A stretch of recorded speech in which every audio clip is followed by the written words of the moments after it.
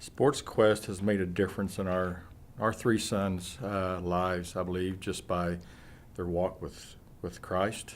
Uh, they've all three have been to various different parts of the world and have had some good mentors along the way that has allowed them to draw them closer to Christ. And one of the trips that one of our sons went on, that he came home and they had wrote themselves a letter while they were there, and then maybe 3 months later they would receive this letter in the mail, and it was just to remind them of what God had done while they were on this trip. And so I do believe that they have truly been changed because of SportQuest, and I would never, as a mother, want to take that away from them. I believe that, well, I know that God loves our children more than we do.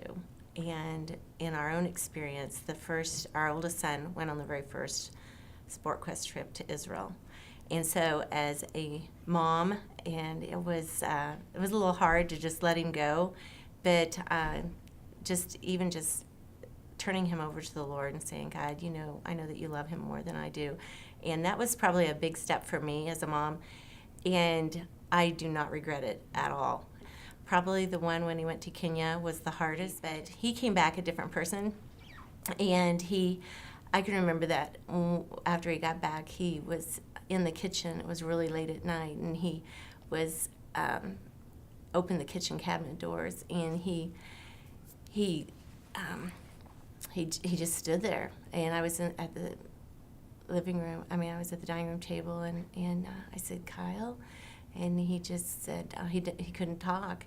And then all of a sudden, just sobbing, he said, Mom, you think you know, but you don't know.